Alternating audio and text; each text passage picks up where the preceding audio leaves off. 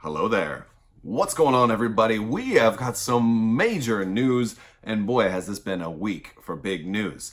Fantasy Flight announced on Friday another Star Wars game, an all-new game, and this is a board game, so not a collectible miniatures tabletop game.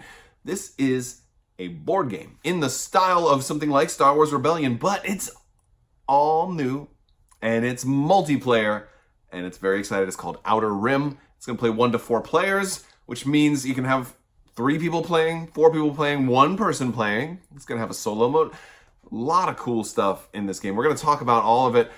And I want to remind you, there is still time to enter to win the latest giveaway. I'm giving away a Star Wars Black Series Force FX lightsaber in the form of an Amazon gift card. All you have to do to enter to win that is be a subscriber and leave a comment. All right, guys, let me know what you think in the comment section of this game. Or if you see somebody else that says something that you agree with, let them know. All right, let's talk about Outer Rim, because this is really exciting. It seems to be spanning a lot of different timeline era characters. You're seeing things all the way from everything from the Clone Wars up into the sequel trilogy of characters that I suppose could very much be alive. This game seems to take place between episodes 3 and episodes 4, but they're using a lot of familiar characters. You're going to see Maz Kanata in here. You're going to see Hondo Anaka in here. So you're definitely getting a wealth of characters. You're not restricting them to anyone. It's not like Solo, a Star Wars story, the board game. It's a whole lot of stuff going on in the outer rim of the galaxy. And as a matter of fact, the game board is going to span this big U, looking literally like the outer rim of the galaxy, which is very, very cool because I'm a big fan of Star Wars Rebellion, and to see the outer rim as the game board, it's like, oh, well, this is kind of like a portion of that game board. But it allows the rest of the board to be used for other things like different cards and, where you can place your dice and all of that. So you have, you're using efficient use of the tabletop space is at least how it looks. So very cool. There is definitely, I think, some inspiration from Solo, a Star Wars story in this, because not the least of which is some of the character art for the Han Solo and Lando Calrissian character. They definitely look like a hybrid, drawing very clear inspirations from both their younger selves and their newer selves. So I thought that's actually pretty cool. So what do we really know about this game so far? Well, we know that it's a competitive game. It is not a cooperative game. And what you're doing is you're trying to be the first person to gain 10 fame. So you want to basically be famous or infamous. And so you can play as Boba Fett or Han Solo. And that's really something that I think is just fantastic. This is kind of like the game that I've been crying out for years. I'm going to put a little card up here, a link to a video I had done, the Star Wars game we need. And this feels like they said, hey, you know what? That's the game we're going to make. It's so many of the things that I wanted. I wanted true multiplayer, like not just two, one side versus another side and we can team up. Like, in other words, I use the analogy, chess can be a 32-player game if you give everybody their own piece, but it's still just 1 versus 1, right? So like this game is truly multiplayer. And how do you do that? You don't have to make it Rebels versus the Empire. You put the people that are on the outside, you put those bounty hunters competing for bounty was kind of one of the ideas I had. And that's certainly one of the things you can do here, but it doesn't seem like that's the only thing you can do, right? You can get ships in this game. Very cool. You can buy new ships. It even says that you can have ways to upgrade your ships so you can turn like a generic YT-1300 freighter into the Millennium Falcon. So you can buy ships, you can upgrade ships. It looks like you can buy blasters and all kinds of gear and kind of make yourself a little bit more formidable. And while you're on your quest for 10 fame. So that much seems like it's pretty cool. It does seem like we're running into all kinds of challenges along the way as well. So one of those challenges you're going to run into is going to be things like bounties or different encounters you're going to run into. You're going to be running into a lot of different characters. They give an example of like maybe you're Han Solo and you run into Chewbacca and you pick him up and he joins your crew. But maybe there's a bounty on Chewbacca and somebody else picks up a bounty for him and they want to come after him.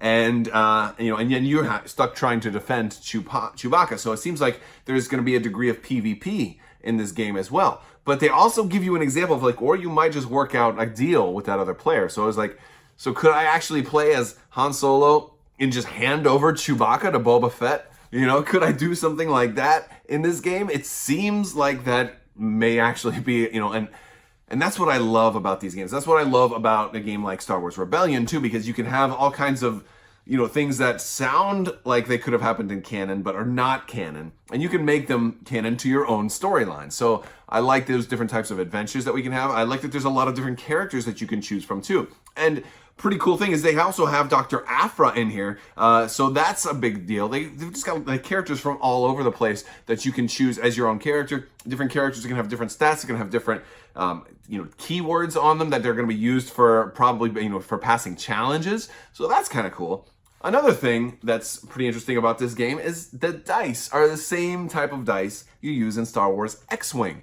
And that is actually kind of cool. It looks like they've recolored them a little bit, so it's an alternate color scheme for your dice. They basically look like attack dice for X-Wing. And that means if you're an X-Wing player, bonus, you've got some alternate dice you can now bring when you're going to play X-Wing. I think that's actually a very clever mechanic that they've done. They've got so many molds for dice, might as well reuse some. And it's like, so I suppose you could also take your X-Wing dice and bring them into this game if for whatever reason you needed more dice. I just think that's kind of a cool option, because that might even encourage some people who aren't even interested in this game to just buy the game just for X-Wing dice, and then they'll discover, hey, I've got a really cool Star Wars game. Well, and here's, what's great about something like this? 3 players, if you've got 3 people that show up, like, you know what, hey, we actually have a multiplayer game now. We can all play this. Like so many of these Star Wars games are really just 1 versus 1. They're just designed that way. And so even if you homebrew a multiplayer rule set, it's not always balanced for that. So it's really cool to see something that's like truly multiplayer. It's very exciting. So that's about all we know for Outer Rim right now. It looks pretty cool so far. It looks like you got this interesting looking dashboard that can pair up to your ship. So I think that's really cool. I love the idea of being able to pick your own character and buy your own ships. I think that's one thing that's going to lead to every game being a little bit different. And the fact that there's different characters means this could be a game that's very easily expanded upon. For example, if they've got Boba Fett, but maybe they don't have all of the bounty hunters, I could imagine it would be very, very easy to just say, oh, bounty hunters expansion, you can be all the rest of the bounty hunters. Oh, Rebels expansion, you can be Luke Skywalker. I mean, maybe Luke Skywalker's a stretch. You probably wouldn't do it, but maybe certain characters.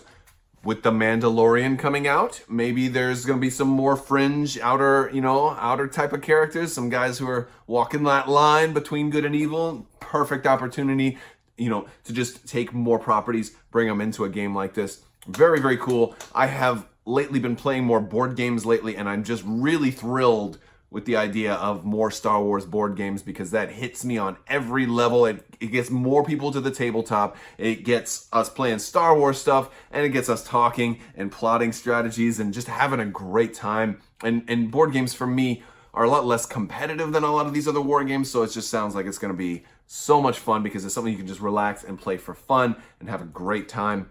Really looking forward to this. And when is this coming out? It's currently set for second quarter 2019. Second quarter. That's soon. We're almost, well, we're not almost, but we're like halfway through first quarter right now. So that's pretty cool. That means this thing might even be out by Dice Tower Con. Dice Tower Con is going to be, and that's one of the cons that I usually go to every year.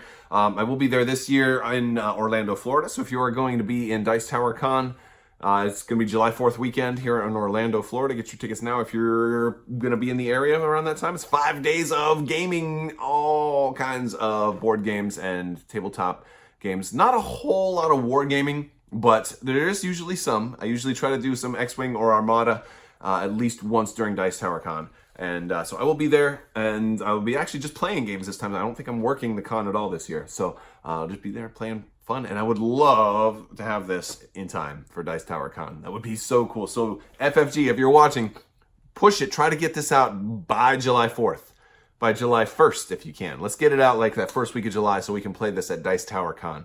If you can do that, that would be awesome. All right, guys, let me know what you think. If you like this video, go ahead and give it a thumbs up. Don't forget to leave a comment. Click that subscribe button. Click the bell for alerts so you don't miss out on when new content comes out. As more information comes out about this game, I will be bringing it to you, because I'm very, very hyped. If this game is half as good as Rebellion is, it might even be Game of the Year. Who knows? So I rank Rebellion really, really high. Like one of the best games of all time for me. So that's all I got for you guys. I want to thank you all so much for watching. And I also want to thank my patrons on Patreon. You guys definitely help make this all possible. So big thanks to you guys as well. I want to thank you all so much for watching. And as always, have a great day.